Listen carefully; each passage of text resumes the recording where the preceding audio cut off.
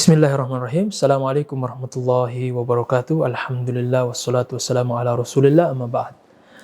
Sahabat-sahabat sekalian dimulakan Allah subhanahu wa ta'ala, pada kesempatan kali ini kita akan membahas tentang masalah sihir, walaupun tidak meluas atau tidak mendetail, tapi mungkin kurang lebih kita bahas apa yang kita tahu.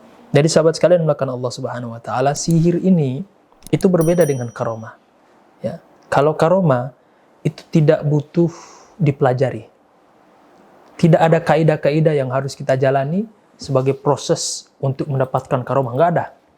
Itu murni mauhibah ilahiyah. Pemberian Allah subhanahu wa ta'ala. Karena sebagai bentuk apresiasi yang kita sebutkan tadi di awal pembahasannya.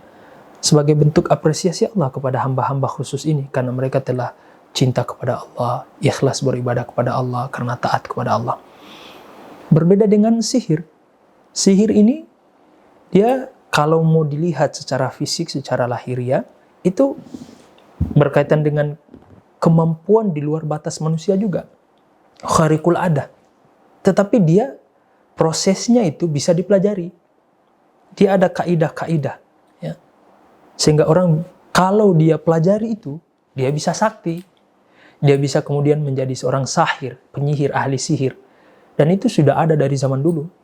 Bahkan yang terkenal kan kisah di dalam Al-Quran yang Allah sebutkan, kisah antara Nabi Musa alaihissalam berhadapan dengan tukang sihirnya Fir'aun. Jadi sihir ini dia punya kaidah-kaidah khusus, ya, ada rumus-rumusnya. Bahkan hari ini, subhanallah, ya, karena orang-orang tidak yakin lagi kepada Allah, orang-orang kemudian mulai menulis buku-buku ini, dan kita bisa, ya, subhanallah, ya, bisa temukan dengan bebas, ada dijual ya. Saya pernah kemudian bertemu dengan salah seorang pasien karena kebetulan dia datang ke rumah.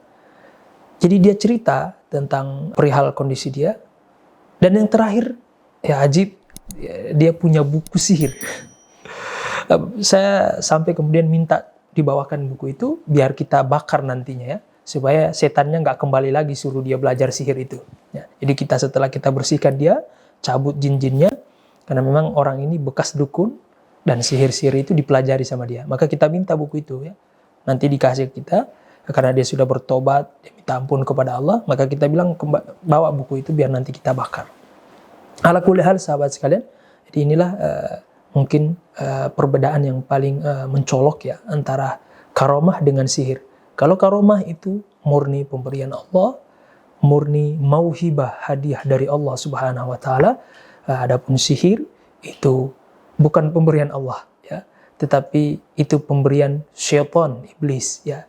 Tetapi kebanyakan menggunakan nama-nama Allah, tetapi penempatan mereka terhadap nama Allah justru semakin mereka melecehkan nama Allah itu, semakin akan sakti mereka dan mendapatkan kekuatan sihir ini.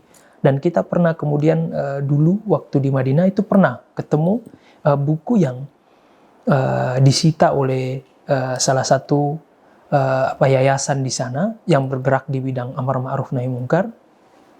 Pernah kita lihat buku itu, salah satunya kalau pengen sakti itu caranya seperti itu. Yang macam-macam, ada yang caranya menulis nama Allah dengan mohon maaf menggunakan darah haid dan sebagainya. Jadi semakin kita melecehkan nama Allah, itu akan mendapatkan ilmu. Semakin sakti kita. Tapi ingat, itu perjanjian dengan syaitan. Ya. Dan orang-orang yang seperti ini, bukan saja dia ya menggadaikan dunia dia, tetapi dia telah syirik. Ya. Dia menggadaikan iman dan akhirat dia. Ya. Karena orang-orang yang melakukan sihir, sejatinya dia telah keluar dari Islam, karena dia telah mengingkari Allah subhanahu wa ta'ala, melecehkan Allah subhanahu wa ta'ala. Langsung batal keimanannya dia. Dia sudah terjatuh kepada kesyirikan. Ya. Dia telah menyekutukan Allah subhanahu wa ta'ala, bahkan lebih parah lagi, dia menjadikan syaitan, iblis dan bala tentaranya sebagai penolong-penolongnya. Ya, wal'iyadzubillah. Kurang lebih ini yang bisa saya sampaikan. Mudah-mudahan bermanfaat. Billahi taufiq wal hidayah. Assalamualaikum warahmatullahi wabarakatuh.